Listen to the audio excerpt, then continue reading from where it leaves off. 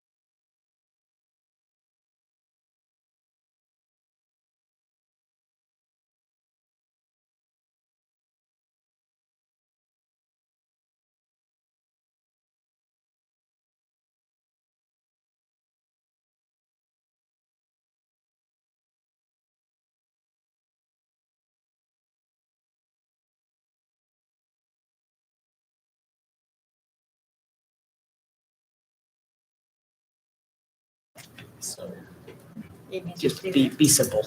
Make it easy. Yeah. Yeah. Yeah, no, there isn't. One more.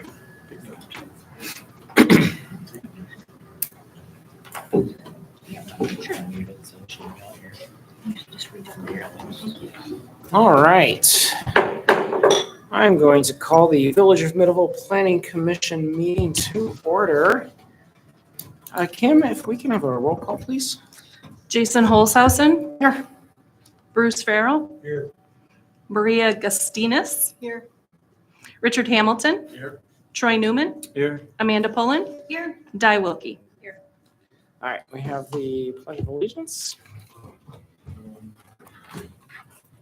I pledge allegiance to the flag of the United States of America and to the republic for which it stands, one nation, under God, indivisible, with liberty and justice for all.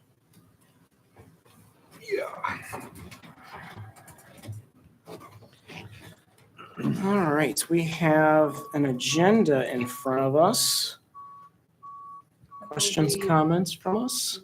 Move to support or approve the amendment agenda. Approve the agenda.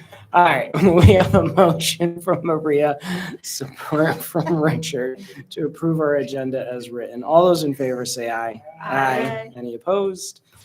We have our agenda. minutes from September 3rd. Everyone's good? Yeah. Everyone's good? I'll make a motion to approve the minutes as written. Thank you. Support? We have a motion with support to approve our minutes from September 3rd. All those in favor say aye. Any opposed? Motion carries. Public comment session. All right. We are moving on to new business, 115 High Street. We've got the memo from Doug, and this is from, we had a site plan committee meeting. Oh, when was September 11th? Is that when it was? Yes. Okay. And we had items for this site plan. But Doug, if you want to fill the rest of us in. Sure, absolutely. So we had a site plan committee meeting on September 11th, 2024. The items that were requested to be addressed by the petitioner included 1 egress, 2 driveway and screening between the residential property, 3 dumpster screen, 4 signs, outside lighting and hours of operation, and 5, with this consideration, the committee would consider foregoing the parking requirements.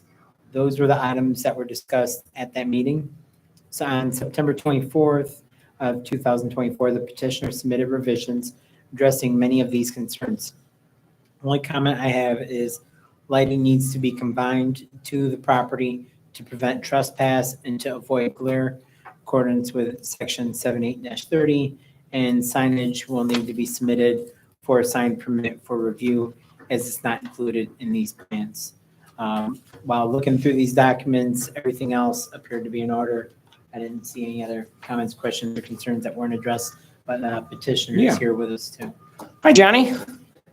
If you wouldn't mind, so we met on the 11th, and if you want to just go through the plan with the rest of the commission and then address the updates to it, I would appreciate that. Good evening, commissioners. Happy to be here and see you all. We met on the 11th to go through the site plan for 115 High Street, you may know it as the former fire station. There were a couple questions, like Mr. Powers was stating about egress, about the driveway, et cetera. So the plan ultimately, if you haven't been following sort of, the progress with that, is that about on August of 2022, the council, the village, I should say, agreed to sign a purchase and development agreement for that property, basically with a 3-year time window. So with all the changing, there's, we're a little bit behind the 8 ball on getting the site plan before you guys, but lots of progress has already been made to sort of revitalize that building and kind of restore some utility for the community there already. So hopefully the site plan will sort of give a concrete update on what our plan is there. The eventual goal is to have a full service kitchen built out of there. Utilizing our assets already in the area. We sort of plan to do that in a 2-step. Obviously, the second step being that full service restaurant. The first step sort of being an off-site dining room facility, utilizing our kitchen as a commissary, basically. So hence in the site plan, you'll see sort of like a gathering space on one side, gathering space on the other, sort of with a center like host or like staging area. And then an upstairs 2-bedroom apartment, single unit, about 840 square feet. So I don't know if you want me to go through sort of the updates to the site plan, sort of about the egress and the That's fine. Yeah, so looking through some of the NFPA fire code, it's a lovely 600 and some page document if you need some new reading material. We plan to keep the initial fire capacity below 200, and that eliminates an additional means of egress towards the northeast section of that east gathering space, and then the northwest spot of the west gathering space. So we think we won't have to, fuddle around with too much of the High Street reconstruction and the parking lot there. So that's a great thing in terms of speed and getting the project into fruition. The residential screening, there wouldn't be any issues with that. I've talked to the neighbors there on Dibble Street about that as well. The dumpster screen, I believe you have an updated site plan from the correspondence that I sent to Mr. Powers. The refuge will be kind of tucked away out of street sighting, so no like physical barrier, but out of sight from the curb. And then signs, we gave sort of a mock-up, but understanding that we'll happily submit a sign request with the village. Mentioned the lighting being screened, to kind of keep light pollution down. And then with Mr. Powers' note as well, that it would be confined to the property, especially with all the streetlights there. It's not anything that we plan to have, neon signs blinking and all that. And then, I think we mentioned at the site plan committee kind of foregoing parking in order to kind of meet the village's standards on that. We would have to have 53 some parking spots on that parcel, and it's an eighth of an acre. So we'd have to demolish half the building to build a parking garage. And even then it wouldn't be able to be feasible because then the maximum height is outside of the village's requirement. I added a little bit of information to the drawing there, which I believe is in your packet, regarding the light, regarding the refuge area, the driveway, and then the residential fence screening. I'd be happy to answer questions or hear out your thoughts and ideas on the project. So I have a question. Yeah. So on this drawing here, the way I understood it was that you have, per fire code, if it's less than 200 capacity, you don't need rear exit doors? Correct. Yes. So there's Yep. no exit doors in the back? Correct. The parking lot butts up immediate to the building. When both parcels were owned by the village as a fire station, that wasn't necessarily a concern. So there's as long as each gathering space is less than 100 per the NFPA, there's not a need for an additional egress out that way. Should we ever want to, and potentially plan to kind of increase, the volume of people in the west gathering space, that means of egress would be much more simple because there's also a hill directly, north butting into that east gathering space. So kind of the challenges of the topography and the parking lot make that a little bit more challenging, but the west gathering space kind of down the line shouldn't have an issue to kind of consider that. Okay. So the only way out is through the front side of the building? Yeah. Basically 1/3 of that room is an exit, 2 garage doors, and then also into that lobby space as well. Because if you see on the plan, all the garage doors are remaining. Yes. Now, are they getting replaced? I sent Mr. Power some correspondence today. We're in the talks for a grant to hopefully get those all replaced. The eventual plan is to have them all fully see through. So you can kind of, if it's, Michigan winter, they can be closed. People can still enjoy, the ambiance and the environment. And then hopefully, with how lovely Michigan spring, summer, and fall is, those doors can be open to kind of enjoy an indoor-outdoor dining experience there. So I believe what you mentioned was your next steps would be is that if this got approved, looking to the council in regards to getting a development agreement extension, then working with the DDA on a facade grant to be able to replace the garage doors. Correct. Yeah. And I've spoken with Gretchen quite a bit. I used to sit on the DDA for a while as well. So I'm familiar with the program there and those requirements. Did you have in here, and I may have read it, hours of operation? Are those been documented? Thank you. Yep. In there somewhere. I That- swear I read it. Yeah. It's on the last one. Sorry, there's been so It's many on papers the- and Yeah, it talks Wednesday through Thursday, 4 to 10, Friday, Saturday, 4 to 11, Sunday, noon to 10. Okay. Mhm. And we don't currently use in our operations, we try to maintain as much Michigan grown produce, support Michigan grown agriculture, Michigan owned businesses. That doesn't really lend itself to full, GFS size, Cisco size trucks like they come through back here. So if anything, everything gets delivered in much smaller quantities. So again, the loading zone, that's one thing I didn't mention. Able to fit right into how High Street's being reconstructed.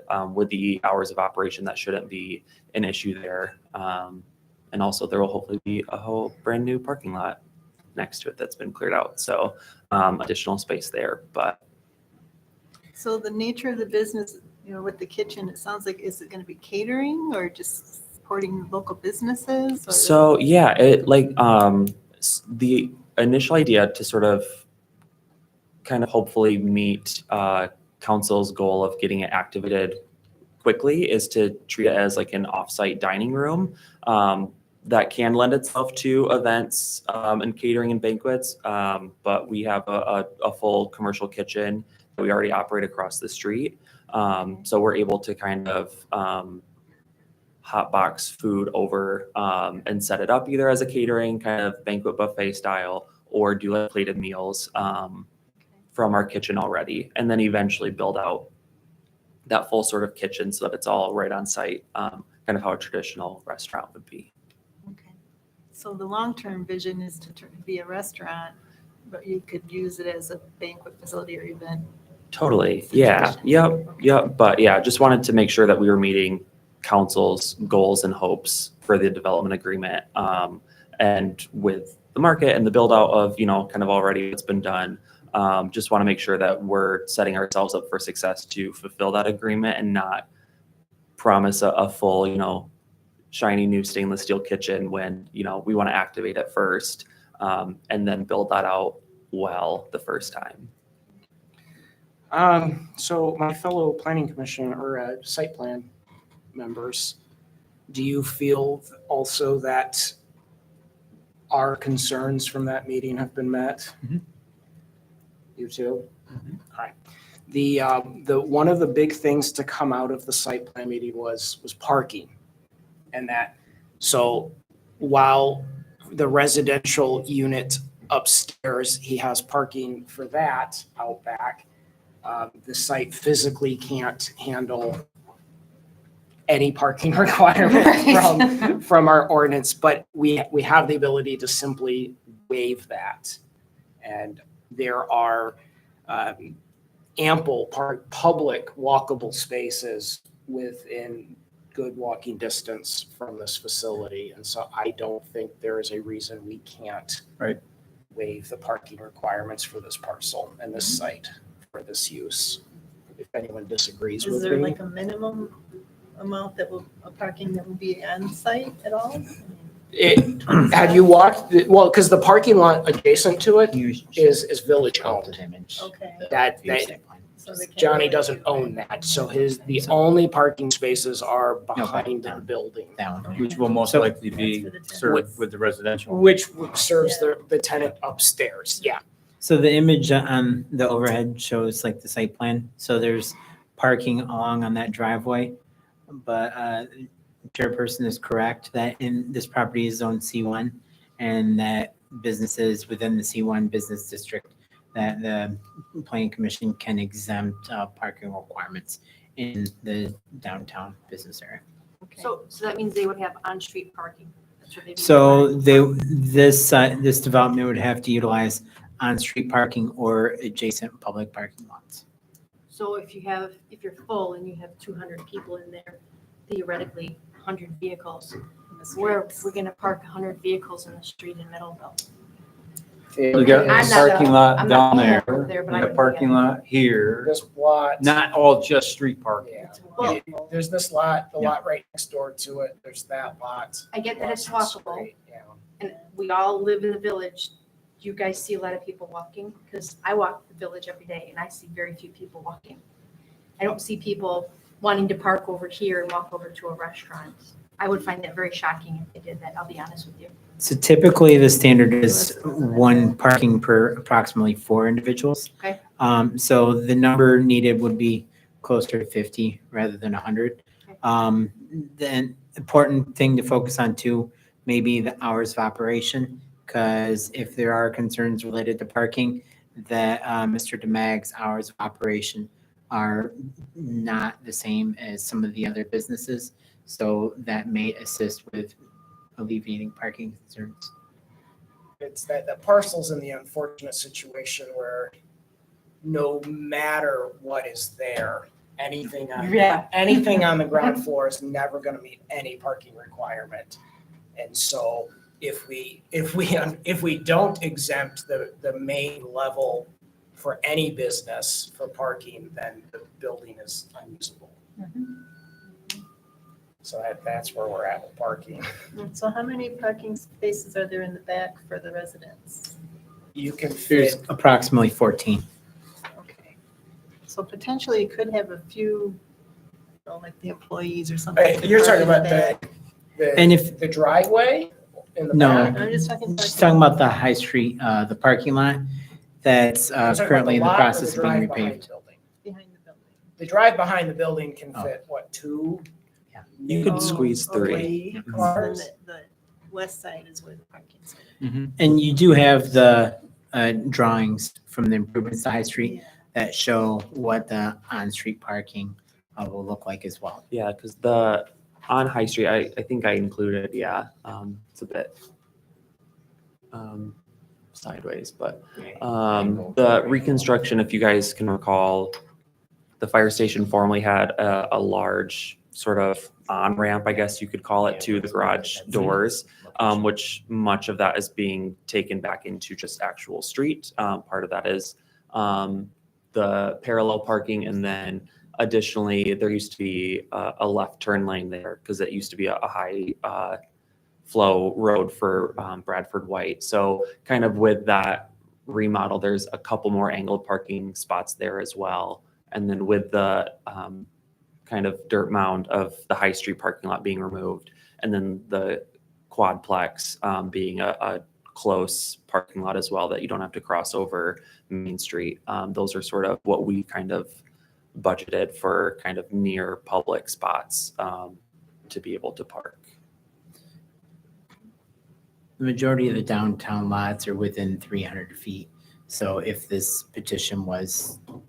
wasn't in the C1 district, if it was in any other zoning district and did require parking exemption, these would be all seen as viable sites for off-site parking, being less than 300 feet away from the proposed business. And we can keep in mind too, that's up to 200 people. It doesn't mean. No, it's going to be at capacity. Yeah. Yeah. Probability of that happening is probably fairly low, you know. Well, when you put a kitchen in, you're going to lose capacity. Yeah. But my question for that is, does that change anything for emergency exit once you have a kitchen in there? It potentially could. Okay. That's definitely one thing that we'll keep a close eye on with the NFPA. But hopefully that being a little bit further down the road, if it were to make the most sense to tuck it away in that east gathering spot, the fire chief had mentioned, even it is possible to put an egress out of, Right. Even though the topography is so elevated back there. Yeah. That is definitely something that could be a possibility. That's something that we'll 100% keep in mind as we sort of finalize all of those Sure. plans too. Yeah, I think he was concerned about the apartment having the second story. Well, the second story has You have- egress out the back, Oh, you do, don't you? Yes. and it's almost at grade. Yeah. That's That's what's, right. there is I believe, I don't know if it's in this document, but a drawing as well of that upstairs apartment as well. It is. Yeah, there's one page back from, I Yeah. understand. There, so, yeah. there's two of those? There's a window there, and door. that window above the kitchen sink is Yeah. technically accessible as well. that one would be a stretch, but if it's a fire truck, they could. But yeah, that door is almost at One grade step out back. Pretty much, Is yeah. it one step? Probably. Yeah. Or Yeah, so was. upstairs is fine. Yeah. Yeah. That front lighting, you plan that to be indirect lighting, you know, Yep, it would be not a. properly, no, right, pollution there's, Problem. trust me, there's already streetlights that shine into the bedroom window that I mean, they're great because they're streetlights, but yeah, annoying because they Yes. produce so much there. So yeah, all the streetlight will be properly domed and kept lower to minimize the light pollution and to stay compliant with the ordinance. So I've got 3 things I've written down here that the plan needs, and these could be considered conditions on an approval, that the plan show a lighting plan in compliance with section 7830, that a sign permit needs to be submitted, and then I've chicken scratched what I think will work for exempting the parking requirements. So, other questions for Johnny? Well, Yeah, Johnny, I have, will you have anything finalized on a marketing study before you come before the council? Not a formal one per se. I can still reach out to Nicole at the chamber about that. I know with Broken Smoker closing down, that's already kind of losing one sort of staple restaurant in the community. We've actually at 124 East Main have expanded our evening hours and pushed our food menu even later to hopefully kind of offer some of that to the community as they kind of close their doors. But informally, I just had yesterday 3 events for our teeny little space back there that people wanted to utilize. And then another one just this morning that was reaching out with an inquiry. So like from a internal standpoint, we already have people that, you know, are looking for spaces that we can only do so much with.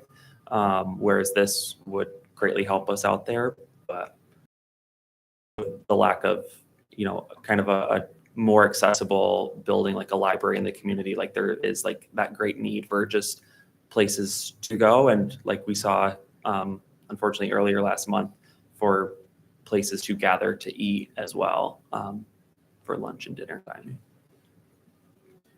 You got something, Maria?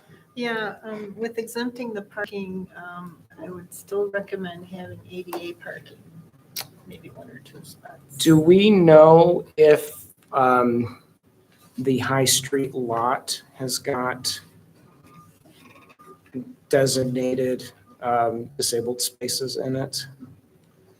It definitely doesn't currently. I didn't think it did now. So no, I'm it- talking like So, after. no, it's there is remodeled. no ADA. The ADA ramp is at the intersection of High Street and Dibble, right?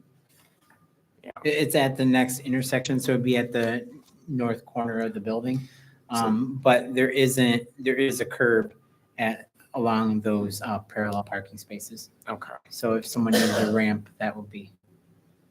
So that would be, Johnny, something you could talk with Alec about, of seeing if the village would be willing to designate a space in the High Street lot as a disabled space for a 0-step space, since there is a curb in front of the length of the building. Mhm.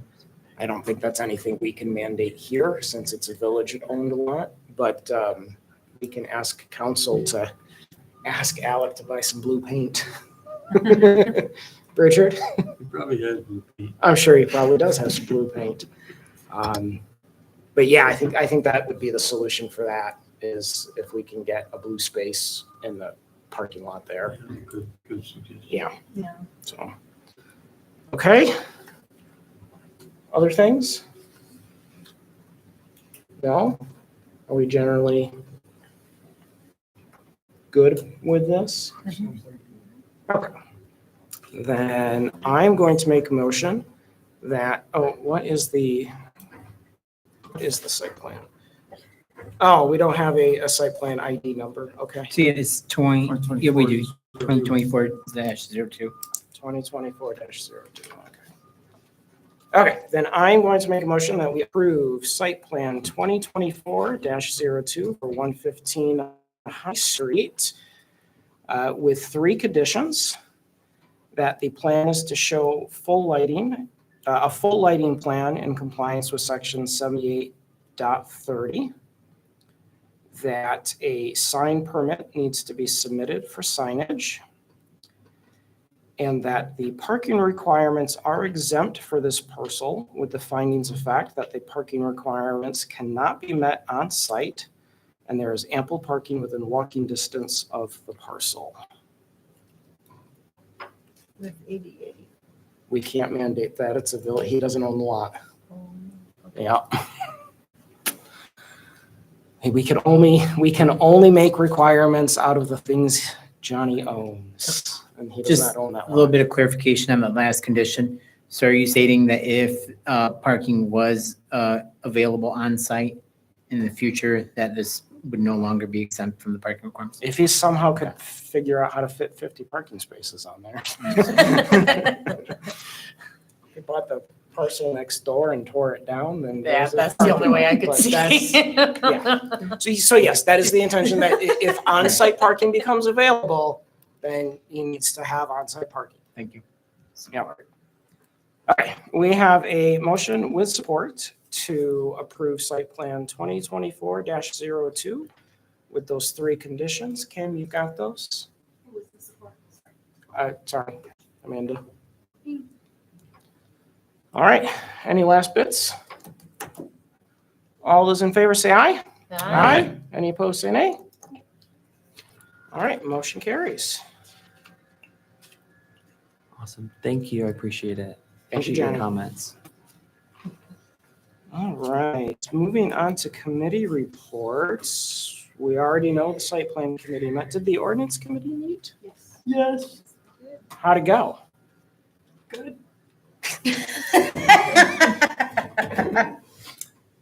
We're getting there. It will get there. We are not getting there. We are like, we at least have somewhat of a plan, I should say. Okay. As We to have too how, much to do. Concept of a plan. yes, the concept. It's not even a plan, it's It a was not- concept. It was not bad at all. We Okay. just have too much to do. Just trying to figure out where to start. Oh, He's a great leader. It's not that he's not, it's just, the list was. Yep. Yeah, okay. Mhm. And Yep. you guys are meeting. once a month, which I think is Monthly. part of the problem, in my opinion, is kind of part of the problem. Okay. With so much that we want to do. Only Slow train. talking, yeah, it's a very slow train. Okay, well, hey, progress is progress. Yes, that's true. We're not moving backwards, we are moving This forward. is great. So, okay.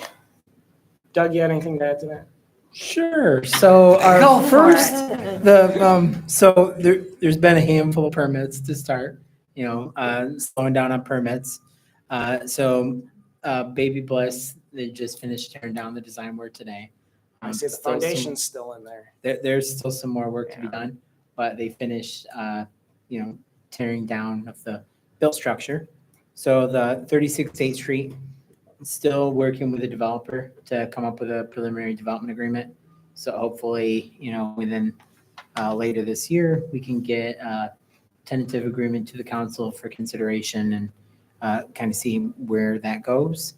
So regarding the ordinance committee, we discussed potential plan updates, but what was directed as the next possible approach was that there were concerns mentioned about potentially consulting with or engaging with a consultant until we have truly vetted how we're going to do community engagement. So at this next meeting, I'm going to have a potential template for surveys that could be distributed and metrics so we can fine tune some of those questions to work on getting some better public engagement before working with a consultant. And we can vet those opportunities, hopefully, come up with something later this year on that perspective. So then when we discuss the master plan updates next year, we'll have some feedback that can better help us fine tune some of that scope rather than going quite as broad as what we were previously discussing. Site plan committee, sound like I believe we're scheduling a meeting. What did we say that date was? 10? October 10th? Yes. 10/10 at 5 PM. And that will be for the former business that was located here at the corner, Newmeyer's Chiropractic. So we'll be reviewing plans for that. I'll be getting that information out, either myself or Kim, very soon. Otherwise, not a terrible amount. The only other thing I will say is, my apologies, related to the Baby Bliss, that the 10 acres of land that was owned by the village, where the creamery was, just northwest of that site, the MEDC awarded us a grant to help determine the buildability of that site, so we can get all of that investigated, because our master plan did suggest that, we need some additional information before we could consider what, if anything, could be done there. So ideally, we can see what the potential is for that land. So then at a later date, whether it's a similar project or separate, the council can determine whether or not, what it is they're interested in doing with that property. Okay. So you have a grant for that? So yes, we got funds through the RRC to cover the survey needs and the wetland delineation. So that'll help us in determining how much of it is buildable and then what can be done from there, which will give a better understanding for possible project moving forward. Another reason for all that RRC work. Yeah. Yeah. All right, questions for Doug? All right, we have the code enforcement report. Questions, comments, things to relay to Bob? No, he showed up at my house. I moved my trailer. All right, that moves us to our final public comment session. Moving on to commissioner comments. Comments, folks? I'm good. Folks? No? Bruce? No? All right. I am, yeah, I'm good too. Yep. So I will make the motion that we adjourn. Support. We have a motion with support to adjourn. All those in favor say aye. Aye. Any opposed? We're adjourned. Thank you, everyone. Not Yeah. bad. Quickest one we've had.